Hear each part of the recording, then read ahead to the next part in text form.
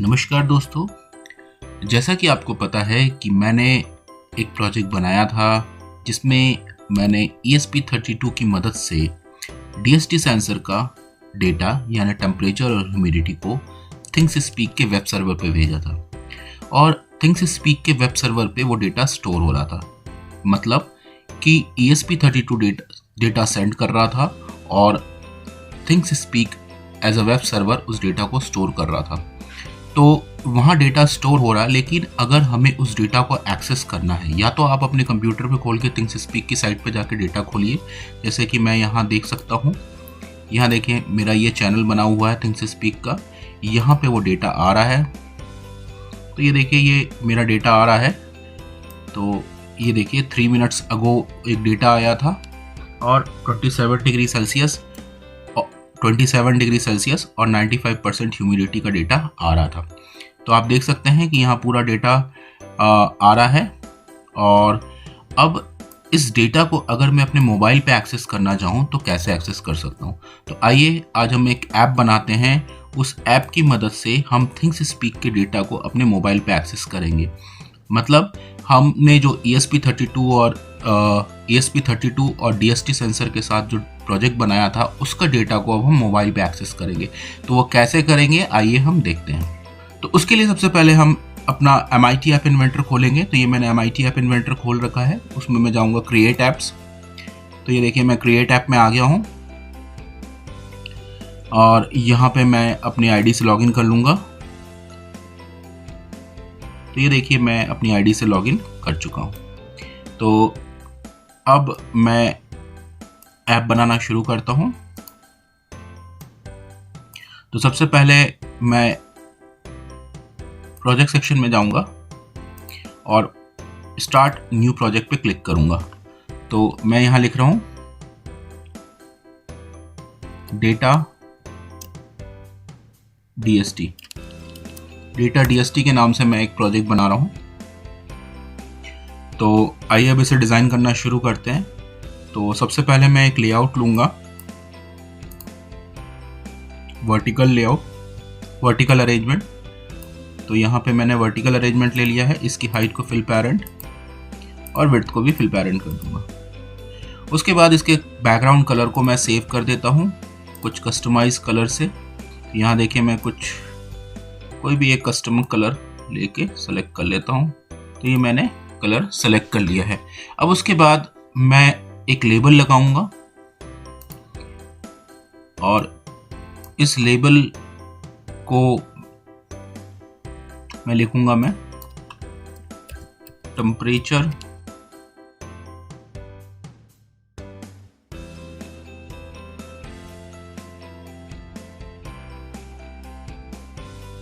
यहाँ टेम्परेचर और ह्यूमिडिटी आ गया। अब उसके बाद मुझे एक पहले गैप देना है, तो मैं गैप दे देता हूँ कुछ थोड़ा सा और फिर हाइट को मैं 10% कर देता हूँ। तो हाइट मेरी 10% हो गई। उसके बाद मैं एक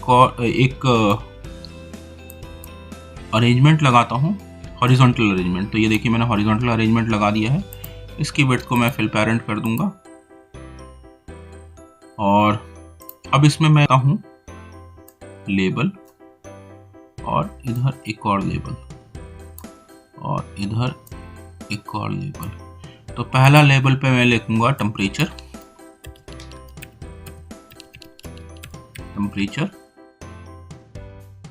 और यहाँ पे डिग्री सेल्सियस।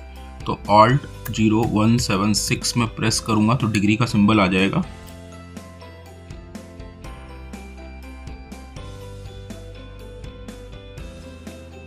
तो ये देखिए अब यहाँ पे जो टेक्स्ट है इसको मैं हटा देता हूँ। यहाँ हटा दिया मैंने। तो जो भी टेम्परेचर होगा वो यहाँ पे मुझे शो करेगा। उसके बाद मैं एक और गैप दे देता हूँ इसके बीच में। तो ये गैप और इसकी हाइट को 10%। तो फिर अब मैं एक और लेआउट लगाता हूँ और that is a horizontal layout और इसकी विड्थ को भी फिल पैरेंट। और अब मैं इसमें लगाता हूँ एक लेबल, 2 लेबल और 3 लेबल। तो यहाँ पे लिखूंगा मैं ह्यूमिडिटी, और यहाँ पे मैं लिखूंगा परसेंटेज, क्योंकि ह्यूमिडिटी की यूनिट परसेंटेज है। और इसकी विड्थ को मैं फिल पैरेंट और हाइट को भी मैं फिल पैरेंट, तो और इसकी हाइट को और यहाँ पे मैं हटा देता हूँ।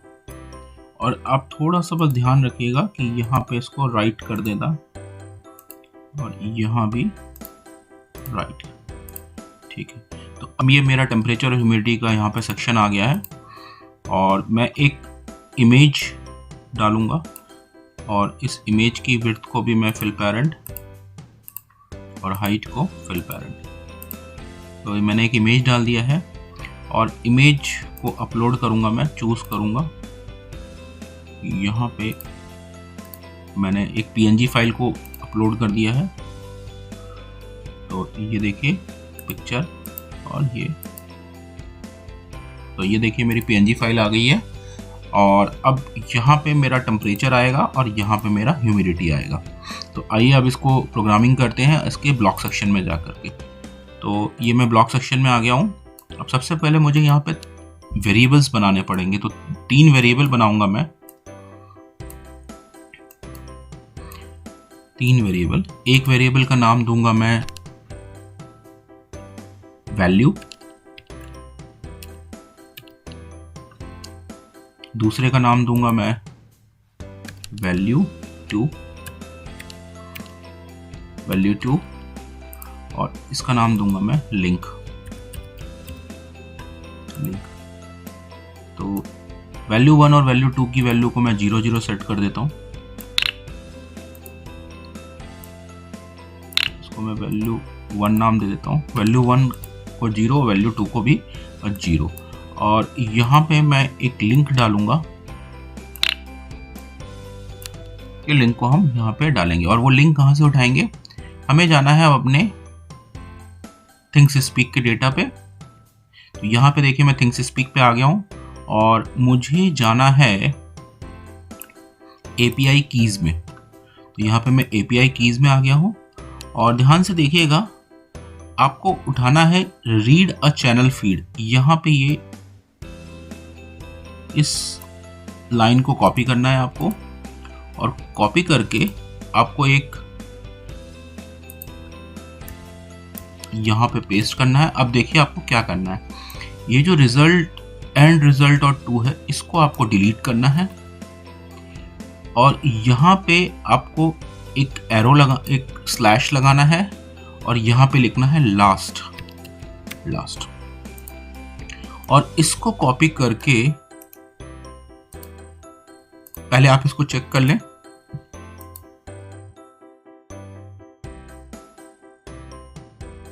आप इसको पेस्ट करें, देखिए लास्ट जो भी डेटा है वो यहाँ पे आ गया है। फील्ड 1 की वैल्यू 27 और फील्ड 2 की वैल्यू 95। तो ये डेटा आएगा और अब इस डेटा का यूज करूंगा मैं यहाँ पे। तो आपको यहाँ पे लिंक पे इसको पेस्ट कर देना है। तो यहाँ पे देखिए मैंने इसको पेस्ट कर दिया है। तो 2 वेरिएबल और एक ग्लोबल लिंक मैंने बना दिया है, ठीक है। और डिजाइनर सेक्शन में अब आपको फिर से एक बार आना है और यहाँ पे आपको सेंसर में डालना है एक क्लॉक, नॉन विजिबल कंपोनेंट, और कनेक्टिविटी में जाना है आपको वेब। तो यहाँ पे 2 नॉन विजिबल कंपोनेंट है जिनका आपने यूज किया है। फिर से एक बार ब्लॉक सेक्शन में आते हैं और ब्लॉक सेक्शन में आकर के वेब 1, अब वेब 1 पे जब टेक्स्ट मिलेगा, व्हेन वेब 1 गॉट टेक्स्ट, यानी इस पे जब भी कोई टेक्स्ट आएगा तो क्या हो, वेरिएबल यहाँ इफ,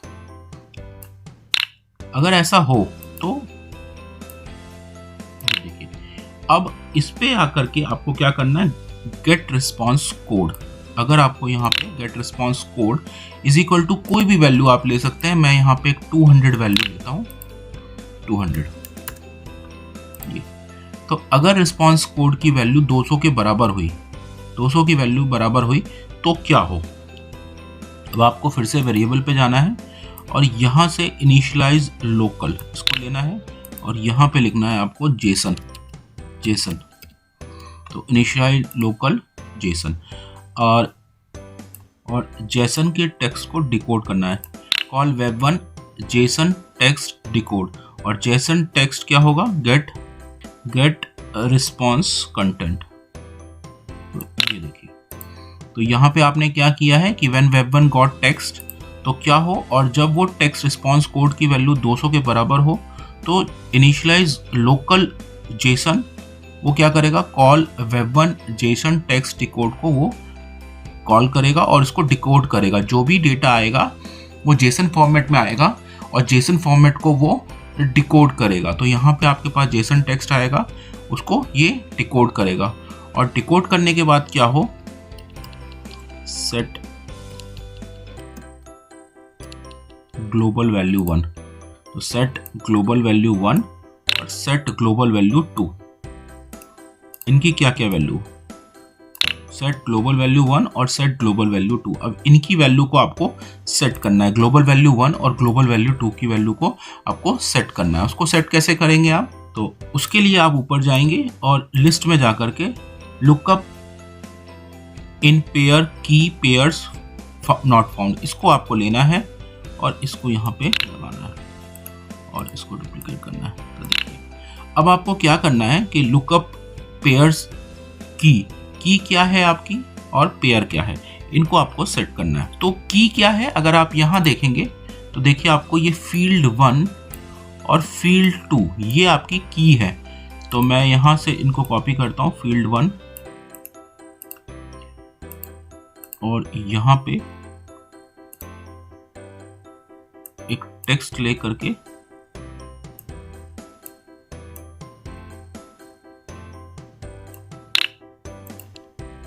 फील्ड 1 और डुप्लीकेट फील्ड 2। तो देखिए यहाँ पे फील्ड 1 और फील्ड 2, ये फील्ड 1 और ये फील्ड 2 की वैल्यू अब मुझे मिलेगी।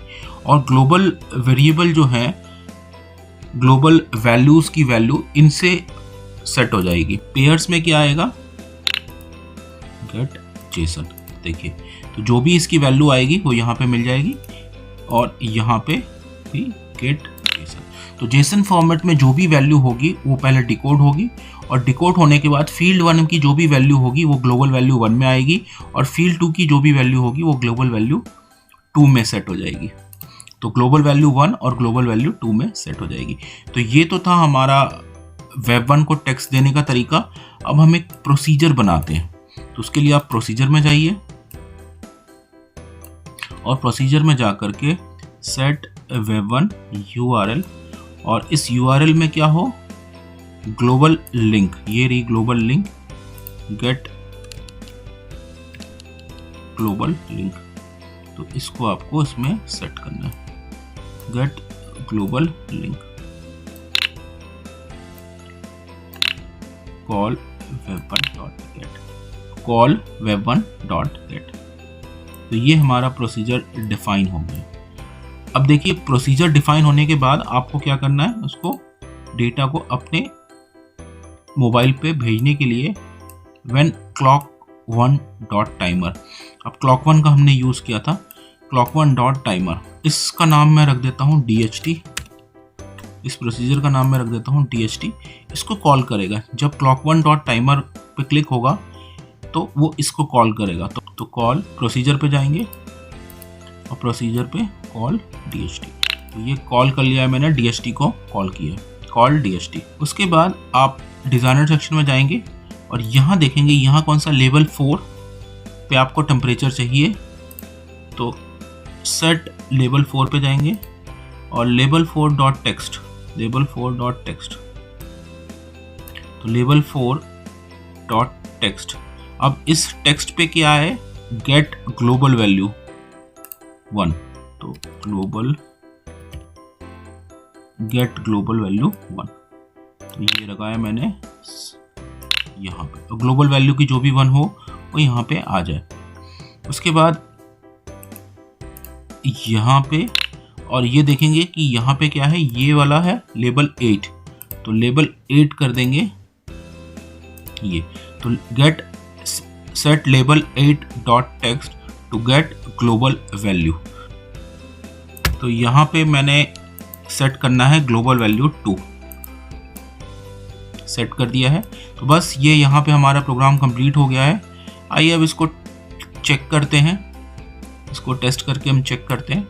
तो सबसे पहले आपको अगर आपको अपने ऐप को बिल्ड करके अपने फ़ोन में रखना है तो आप बिल्ड पे जाएंगे और save APK to my computer करेंगे और बाद में उस कंप्यूटर को उस एपीके फाइल को अपने मोबाइल में लेकर के इंस्टॉल कर देंगे।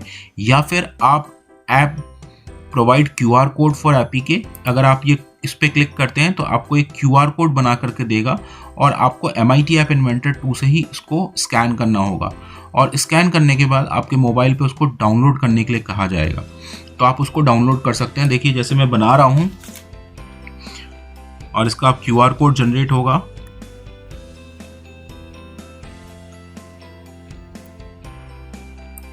तो यहाँ देखिए ये QR कोड जनरेट हो गया। अब मैं अपने मोबाइल पे जाऊंगा, MIT ऐप इन्वेंटर पे क्लिक करूंगा, MIT 2 ऐप पे स्कैन QR कोड।